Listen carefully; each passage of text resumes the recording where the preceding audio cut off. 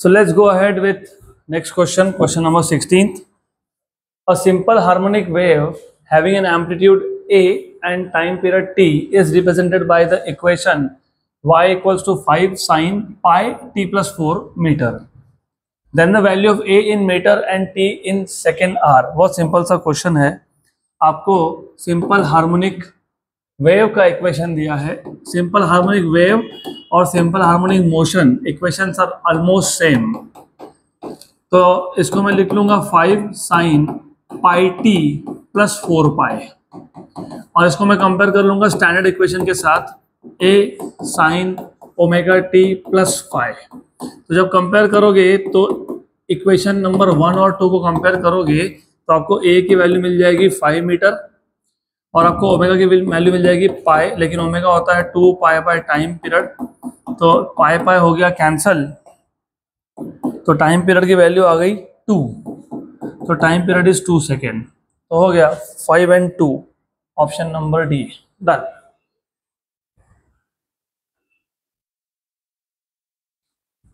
Next question.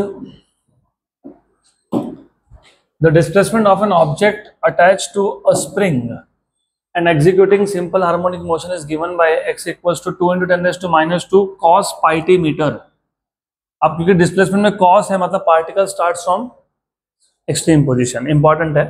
The time at which the maximum speed first occurs is. तो good question and simple question. x equals to 2 into 10 raised to minus 2, मतलब ये amplitude हो गया cos of pi T. पहली बात तो ये है कि पार्टिकल ने कहाँ से स्टार्ट किया? एक्सट्रीम से. तो पार्टिकल ने अपना मोशन स्टार्ट किया एक्सट्रीम से, मतलब यहाँ से. आपको पूछा है पहली बार फर्स्ट टाइम मैक्सिमम स्पीड कब होगा, तो आपको पता होना चाहिए कि मैक्सिमम स्पीड होता कहाँ पे है. एसएचएम में स्पीड मैक्सिमम कहाँ होता है? कहाँ? मीन पोजीशन पे. तो जब पहली बार वो मीन पोजीशन पे पहुंचेगा तब स्पीड क्या होगा? मैक्सिमम. और आपको पता है एक्सट्रीम से मीन तक आने के लिए टाइम कितना लगता है? t/4. कितना टाइम लगता है? t/4. गुड. तो आपको t/4 फाइंड करना है. t/4 कैसे फाइंड करोगे? a cos ओमेगा t से कंपेयर कर लोगे तो ओमेगा की वैल्यू क्या मिल गई? पाई, बराबर. लेकिन ओमेगा क्या होता है? 2 पाई बाई टी. तो यहां से आपको t का वैल्यू कितना मिल गया? कितना आ गया t का वैल्यू? 2 सेकेंड्स. तो पहली बार वो मीन पे कब पहुंचा था? t/4 के बाद, क्योंकि t/4 t/4 t/4 t/4 मतलब एक्सट्रीम से मीन तक आने में टाइम कितना लगा था? t/4. तो 2/4 मतलब कितना? 1/2. 1/2 मतलब कितना? 0.5 सेकेंड. तो सबसे पहली बार मैक्सिमम स्पीड कब हुआ? 0.5 सेकेंड. बराबर हो गया 0.5. ऑप्शन है.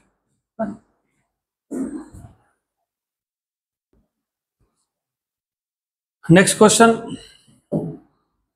अगला question.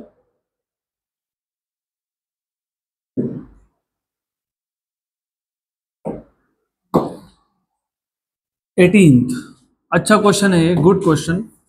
A particle executes SHM of amplitude 25 centimetre. Amplitude 25 centimetre है, याद रखना. एंड टाइम पीरियड 3 सेकेंड है.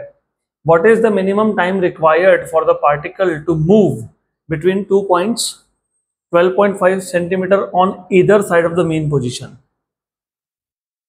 तो अगर, चलो ठीक है, मैं पहले पूरा सॉल्यूशन बताता हूँ फिर मैं आपको ट्रिक बताता हूँ, क्योंकि ये क्वेश्चन तुमने स्टेट बोर्ड में सॉल्व किया है मोर और लेस, ऐसा ही कुछ. Not exact similar but something like that. पहले क्वेश्चन समझ लो. हमारे पास एक पार्टिकल है जो एसएचएम एग्जीक्यूट कर रहा है with amplitude of 25 centimetre. Amplitude of 25 centimetre मतलब ये 25 सेंटीमीटर है, ये 25 है, यहाँ पे भी 25 है. करेक्ट. आपको क्वेश्चन में पूछा क्या है? आपको क्वेश्चन में पूछा है कि what is the minimum time required for the particle to move between 2 points 12.5 metre on either side of the mean position. Mean position के दोनों साइड पे, ईदर दोनों साइड पे 12.5 सेंटीमीटर डिस्टेंस है ना. What is the minimum time required for the particle to move between 2 points 12.5 centimetre on either side. 12.5 centimetre यहाँ आएगा कि नहीं? Mid point. और यहाँ आएगा कि नहीं? यस. तो ये -12.5 है और ये प्लस 12.5 है। क्वेश्चन में बोला ऐसा है कि पार्टिकल को यहां से यहां तक जाने में, मतलब पार्टिकल को इस पोजीशन से इस पोजीशन तक जाने में टाइम कितना लगेगा, ऐसा पूछा है। फ्रॉम हियर ए, एक काम करता हूं इसको सी बोलता हूं, from C to D. Question समझा?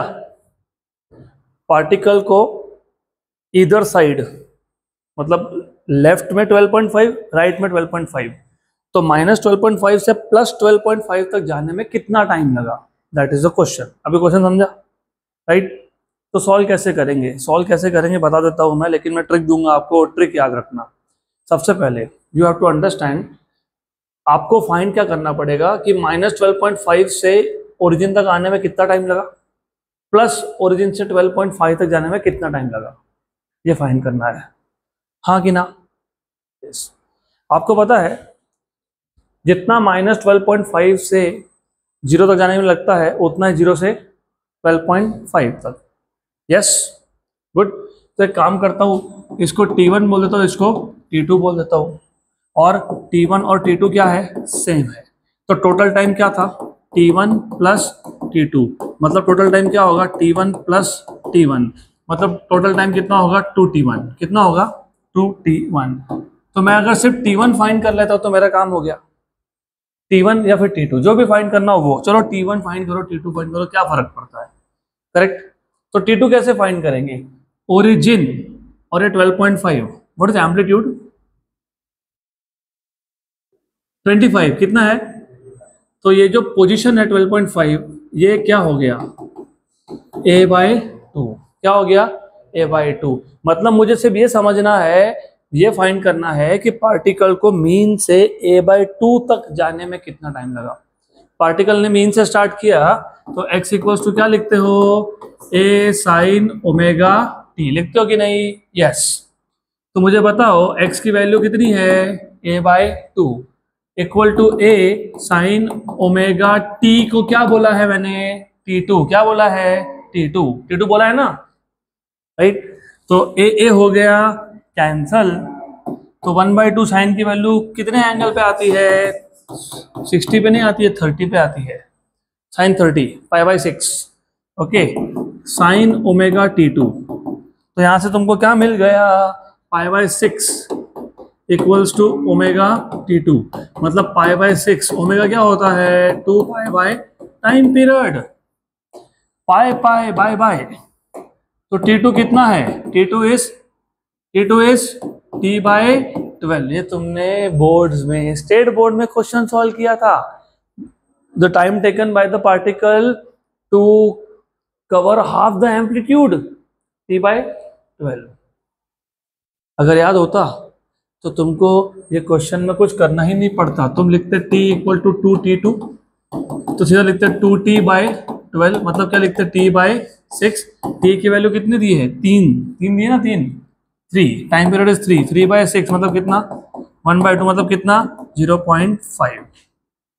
तो इसलिए याद रखना कभी कभी जरूरी होता है, पार्टिकल को मीन से हाफ एम्पलीट्यूड कवर करने में टाइम लगता है T/12। तो 0.5 ऑप्शन नंबर ए, डन।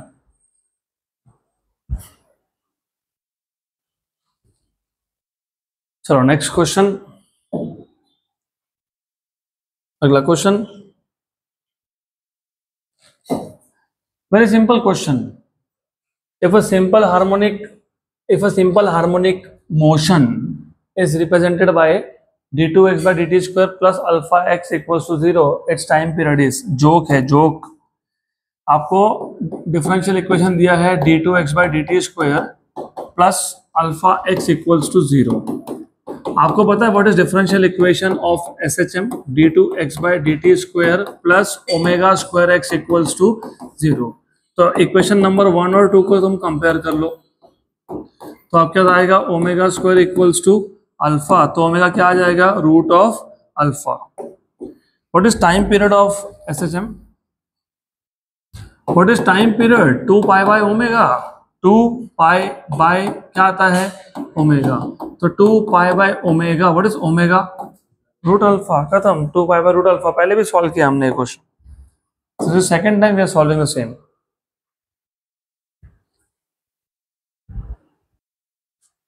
अगला question, the maximum velocity of a particle executing simple harmonic motion with amplitude 7 meter is 4.4 meter per second. The period of oscillation is, simple सा question है, आपको बोला है maximum velocity मतलब Vmax दिया हुआ है. How much is Vmax? 4.4 metre पर सेकेंड और एम्पलीट्यूड कितना है? 7. आपसे पूछा क्या है? Period of oscillation. What is the formula of Vmax? A omega. ठीक, तो Vmax की वैल्यू 4.4 है, ए ओमेगा 7 इंटू ओमेगा. ठीक, what is omega? 2 pi by T. 2 pi by T. Good. तो टी चाहिए आपको, टी. तो एक काम करो, 4.4, चलो ठीक है, 44 into 10⁻⁻⁻1, 7 into 2 into pi. What is pi value? 3.14. नहीं लिखना है, वही तो 22/7 लिखना है. नंबर्स को जरा देख के सोच, you have to decide what value you should be using. This is 1 and 2 और ये हो गया कैंसल. बराबर, पक्का. 7 कैंसिल हुआ, टी नहीं कैंसिल हुआ. वो रिफ्लेक्शन की वजह से मेरे को 7 दिख रहा था ये, बिकॉज ऑफ रिफ्लेक्शन. तो एनीवेज, तो 7 और 7 कैंसिल हो गया. तो you have p equals to 2/10⁻⁻1. बराबर ना. 1 था, अच्छा 2 भी तो गया. The reflection is creating problem for me anyways. तो 2 भी गया, 2 भी गया. ठीक, सही है, गुड. तो फिर क्या आएगा आंसर? 10 सेकेंड. तो 10 सेकेंड ऑप्शन में होना चाहिए, ऑप्शन नंबर बी.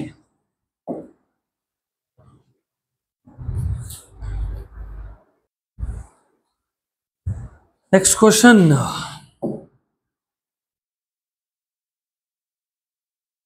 अगला क्वेश्चन.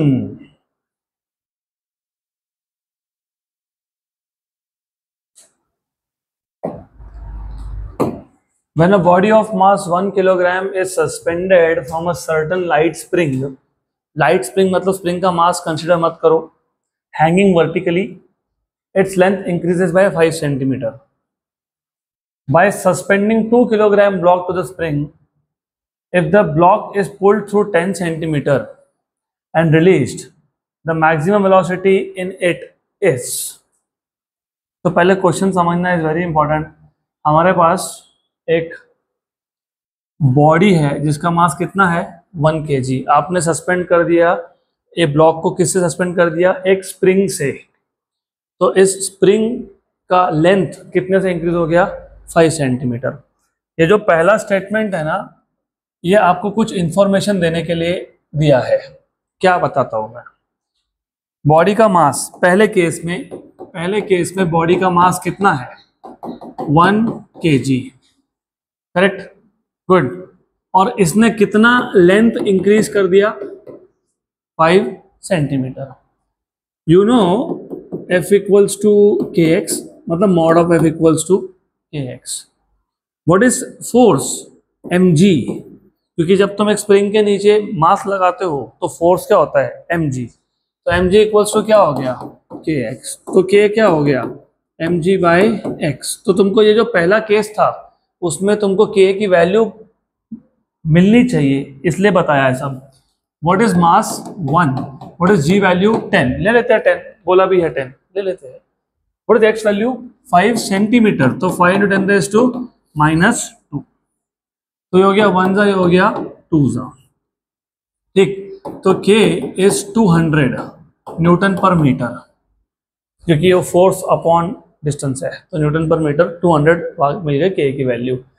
अभी केस 2. अब केस 2 में क्या बोला है?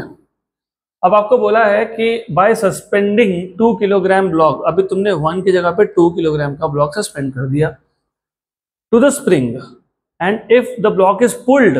अभी तुमने पुल किया, पहले ब्लॉक लगा के छोड़ दिया, स्प्रिंग एक्सटेंड हो गया. अब तुमने 2 किलोग्राम लगाने के बाद तुमने पुल किया, तुमने छोड़ा नहीं, तुमने सिर्फ उसको पुल किया और अभी छोड़ दिया, तो क्या होगा? ऑसिलेशंस. और मैक्सिमम वेलोसिटी पूछा है. Maximum velocity Vmax. What is Vmax? A omega. और अगर मैं 10 सेंटीमीटर तक पुल कर रहा हूं, मेरे पास एक स्प्रिंग था, उसको ब्लॉक लगाया है, 10 सेंटीमीटर खींच लिया, तो मीन से वो कितना दूर है, 10 सेंटीमीटर, वो हो जाता है एम्पलीट्यूड। क्या हो जाता है, एम्पलीट्यूड। एम्पलीट्यूड कितना है, 10 सेंटीमीटर, तो 10 इंटू 10⁻², और ओमेगा होता है 2π/, टाइम पीरियड, राइट, करेक्ट। हाँ, हो हर जगह पे हाँ मत बोला करो, टाइम पीरियड पता है क्या, नहीं। ओमेगा फाइंड कैसे करते हो, k/m, इसलिए तो k फाइंड किया पहले, राइट, गुड।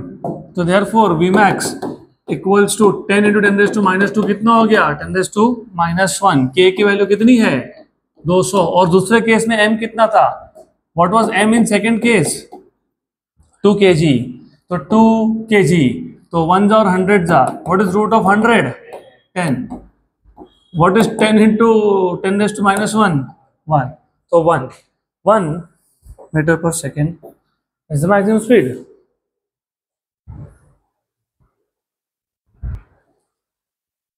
अगला question, good question. What is the velocity of the bob of a simple pendulum at its mean position if it is able to rise to a vertical height 10 centimeter? बढ़िया question है, diagram भी दिया है, very good. Solve कैसे करोगे वो बताओ। मान लेते हैं ये वर्टिकल, सॉरी ये हॉरिजॉन्टल रिजिड सपोर्ट है, ये पेंडुलम का स्ट्रिंग है, यहाँ पे एक ब्लॉक है, बॉब, डेंस मेटालिक बॉल। अब इन्होंने क्या बोला है कि मीन पोजीशन पे वेलोसिटी कितना होगा if it is able to rise a vertical distance of, मतलब मैं ऐसा कर रहा हूं, इस पेंडुलम को डिस्प्लेस कर रहा हूं, ये ग्राउंड लेवल मान लेता हूं, this is reference level, ground level, और ग्राउंड लेवल से ये कितना राइज कर गया, वर्टिकल डिस्टेंस कितना बोला है, 10 सेंटीमीटर बोला है कि नहीं, h की वैल्यू क्या बोली है, 10 सेंटीमीटर, ठीक। अब इसके दो मेथड है, मैं तुमको सिंपलेस्ट बता देता हूँ। सबसे पहले जब तुम इस ऑब्जेक्ट को यहाँ लाओगे, पकड़ के रखोगे, इनिशियल स्पीड इज 0, और तुमको पूछा है मीन पे कितना है, मतलब तुमको पूछा है फाइनल स्पीड कितना है, बराबर। Do remember equation of kinematic, v² equals to u² plus 2as। अगर मैं सिर्फ वर्टिकल, हॉरिजॉन्टल नहीं, सिर्फ वर्टिकल सोचूं, वर्टिकल, तो v² इक्वल्स टू u कितना है 0, और a क्या होगा g, क्योंकि vertical motion is because of gravity, और s मतलब कितना होगा h, क्योंकि यहां से वर्टिकली सोचो, इस हाइट से पार्टिकल यहां आ गया, मुझे पता है पार्टिकल ऐसा नहीं आ रहा है, मुझे पता है पार्टिकल ऐसा आ रहा है, लेकिन मैंने क्या बोला, तुम वर्टिकल सोचो, वर्टिकल तो पहले इस हाइट पे था कि नहीं, वहां से कहाँ आ गया, ग्राउंड पे आ गया कि नहीं आ गया, हाँ, तो कितना डिस्टेंस ट्रेवल किया उसने, वर्टिकल डायरेक्शन में कितना डिस्टेंस ट्रेवल किया, h, तो v क्या हो जाएगा, √2gh, g की वैल्यू 9.8 बोली है क्या, यस, h की वैल्यू कितनी है, 10 सेंटीमीटर, 10 सेंटीमीटर मतलब 10⁻⁻1 मीटर। आपको पता है 9.8 का पॉइंट हटा दो तो 10⁻⁻2 हो गया, हुआ क्या, यस, 98 टू का कितना होता है, 196, 196 का रूट कितना होता है, 14 इंटू कितना हो गया, 10⁻⁻1, तो आंसर कितना आना चाहिए, 1.4 मीटर पर सेकेंड, 1.4 मीटर पर second, option number C.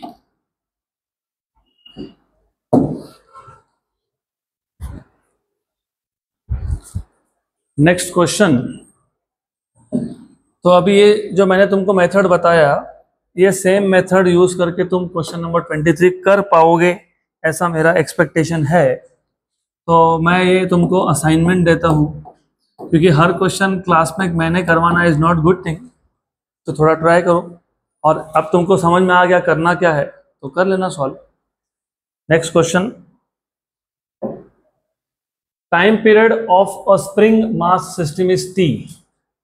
If this spring is cut into two parts whose length are in the ratio 1:3 and the same mass is attached to the longer part, the new time period will be, very good। इस type का एक question हमने पहले solve किया है, नहीं याद होगा तो कोई बात नहीं, we will just do it again। तो हमारे पास एक स्प्रिंग था, इस स्प्रिंग के नीचे हमने एक मास लगा दिया, सम मास, m। अब हमने इस स्प्रिंग के दो पार्ट्स कर दिए, एक हो गया ये पार्ट, एक हो गया दूसरा पार्ट, तो दो पार्ट कर दिए इसके, पार्ट 1 पार्ट 2। ये जो पार्ट 1 पार्ट 2 है, इसका जो लेंथ का रेशियो है, लेंथ मतलब L1:L2, ये है 1:3, 1:3। ये L1 लेंथ है, ये L2 लेंथ है, 1:3। अब इन्होंने बोला है कि इन दोनों में से जो लॉन्गर पार्ट है उसको सेम मास लगा दिया, लॉन्गर पार्ट ये था। अब हमने ऐसा किया कि जो लॉन्गर पार्ट था स्प्रिंग का, उस लॉन्गर पार्ट पे हमने सेम मास वापस लगा दिया, करेक्ट। तो what is the new time period? What is the new time period? पहले टाइम पीरियड कितना था? t, मास था m, मास अभी भी है m, और अभी आपको पूछा है टाइम पीरियड कितना होगा, तो लेटर से t डैश पूछा है, बराबर। क्वेश्चन समझा क्या? स्प्रिंग था, स्प्रिंग के नीचे मास था, ऑसिलेट हो रहा था, टाइम पीरियड था t, हमने स्प्रिंग के दो पार्ट्स कर दिए, उसमें से जो लेंथ का रेशियो है वो कितना है? 1:3। अब जो लॉन्गर पार्ट है उस पर हमने वापस सेम मास लगा दिया। अब बताओ टाइम पीरियड कितना है? तो एक काम करते हैं, इसके स्प्रिंग कांस्टेंट को K1 बोलते हैं, इसके स्प्रिंग कांस्टेंट को K2 बोल देते हैं। तो अगर आपको याद है, नहीं याद है तो कोई दिक्कत नहीं है, याद क्या रखना है हर चीज। फोर्स क्या होता है? Kx। तो K क्या होता है? Force by x। लेकिन फोर्स तो सेम है ना, क्योंकि मास क्या है? सेम है। तो फोर्स कांस्टेंट है, तो K is inversely proportional to extension. Extension मतलब लेंथ, तो K is inversely proportional to length. तो K1:K2 विल बी 1/L1:1/L2, ऐसे आएगा ना, क्योंकि K और L क्या है? इनवर्सली रिलेटेड है, बराबर, करेक्ट। तो K1:K2, L1:L2 कितना था? अरे L1:L2 कितना था? तो फिर ये बताओ ना क्या आएगा।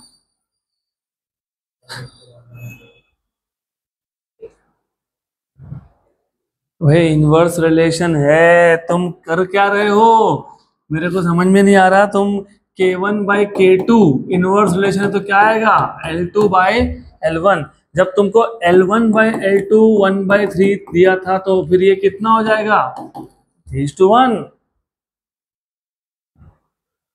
मतलब basically K1 is 3 times of K2, या K2 इज K1/3। या फिर तुमको अगर इसको थोड़ा अलग तरीके से लिखना है तो तुम बोल सकते हो K1 is 3K, K2 equals to K, क्योंकि ये 3/1 है। रेशो में कभी भी कॉमन फैक्टर डाल देना, कॉमन फैक्टर, रेशो में कॉमन फैक्टर।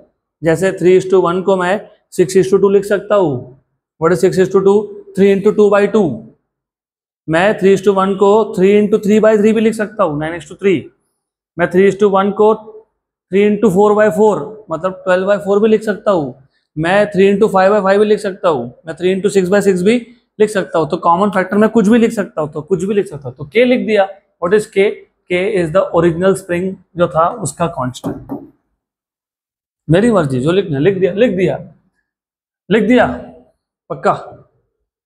हमको ऐसा क्यों किया? हमने ऐसा इसलिए किया क्योंकि आपको पता होगा कि टाइम पीरियड इज 2π/ओमेगा, omega is root of K/m, मतलब m/k, और m और 2π तो कांस्टेंट है, तो t is inversely proportional to क्या आएगा? √k। सही है। तुमको पूछा क्या था? तुमको पूछा था न्यू टाइम पीरियड। अब न्यू टाइम पीरियड फाइंड कैसे करोगे? T'/T equals to inverse relation है कि नहीं? है ना, इनवर्स है कि नहीं? तो T'/T है तो K/K' है। लेकिन तुम्हारा K' जो है ना, K' जो है तुम्हारा K' पता है कौन है? K2 है, क्योंकि तुमने बड़े स्प्रिंग का कांस्टेंट कितना था? K2, उसको मास लगाया। तो फाइनल केस में जिसको मास लगाया उसका स्प्रिंग कांस्टेंट कौन है? K2। लेकिन K2 कौन है? K है। हाँ, तो फिर बराबर लिखा है। तो T'/T equals to root of K/K'। K' भी क्या है? K। क्या है कि नहीं? K क्या हो गया? कैंसल, तो क्या हो गया? 1। तो T' कितना हो गया? T। No change. है क्या ऐसा आंसर? नहीं। तो कहाँ गलती हुई? कुछ तो गलत हुआ ना, समथिंग वेंट रॉन्ग।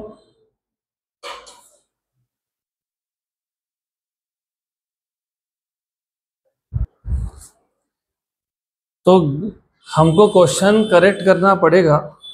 इन्होंने बोला था the same mass attach to the longer part, I am saying it smaller part, the new time period will be, तो smaller part not longer part. तुम ऐसा कर रहे हो, जो मास है तुम स्मॉलर पार्ट को अटैच कर रहे हो और अब टाइम पीरियड फाइंड करना है। तो जब ऐसा होगा तो यू नीड टू रिमेंबर सब कुछ करेक्ट है, ये भी करेक्ट है, सिर्फ तुम मास किसको लगा रहे हो, स्मॉलर को। स्मॉलर तो मतलब फाइनल स्प्रिंग कांस्टेंट K1 आएगा पहले का, वो कितना है 3K है, कितना है वो 3K है। तो K डैश की जगह पे तुम अभी K नहीं लिखोगे, क्या लिखोगे 3K, क्या लिखोगे 3K, ये और ये हो गया कैंसल, तो आंसर कितना आया T/√3। Now under this particular change the answer is option number B। Good, पक्का पक्का।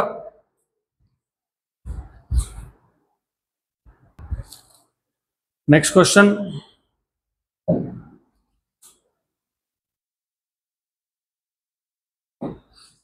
a body of mass 4 kg hangs from the spring and oscillates with a period of 0.5 second. On the removal of the body, the spring is shortened by। एक body था जिसका मास m है, उसको तुमने hang करके रखा है और it is oscillating with a period of 0.5। अब तुमने बॉडी हटा दिया तो स्प्रिंग इज शॉर्टेंड बाय। तो कैसे सॉल्व करोगे इसको, spring is shortened by, how do find the answer to this, क्या फाइंड करना है तुमको। पहले एक बात बताओ, अभी पिछला क्वेश्चन सॉल्व किया, what was X there, extension, right. तो मास लगाने के बाद कितना एक्सटेंशन हुआ x, तो मास हटाने के बाद कितना शॉर्ट होगा x। बेसिकली वो पूछ रहे हैं तुमसे, जब मास लगाया तो कितना एक्सटेंशन है वो बताओ, पूछने को उल्टा पूछ लिया, मास हटाया तो कितना शॉर्ट हो बताओ।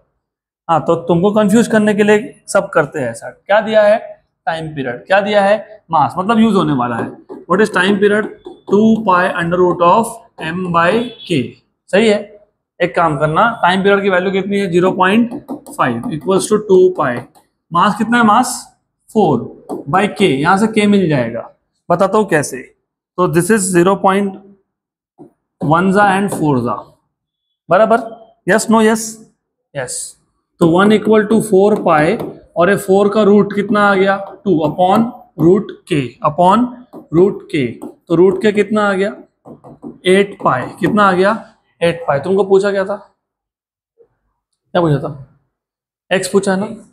देखो दो तरीके हैं सॉल्व करने के, एक ये मेथड है, अगर ये नहीं करना कोई दिक्कत नहीं, you don't want to do this doesn't matter, you know force equals to kx, yes और no, yes, you know force is mg, yes it is equal to kx, so what is m/k, x/g। Equation number 2 को equation number 1 में substitute कर दो, ऐसा भी करोगे तो थोड़ा फास्ट हो जाएगा, मैं कर यही रहा था, सिर्फ मैं मेथड अलग बता रहा था आपको।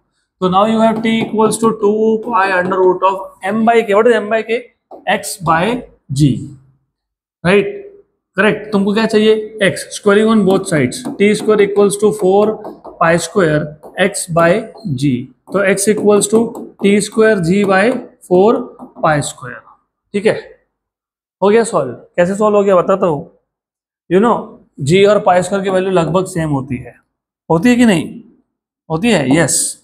तो x क्या आ गया t²/4, t की वैल्यू कितनी है 0.5, 0.5 कितना होता है 1/2, उसका स्क्वायर 1/2 मतलब 1/4 और बाय 4 तो 1/16, आपको याद है 1/2.5, 1/4.25, 1/8.125 एंड 1/16 इज 0.0625, तो 0.0625 मीटर में, क्योंकि सारे ऐसा यूनिट्स में थे, मीटर में।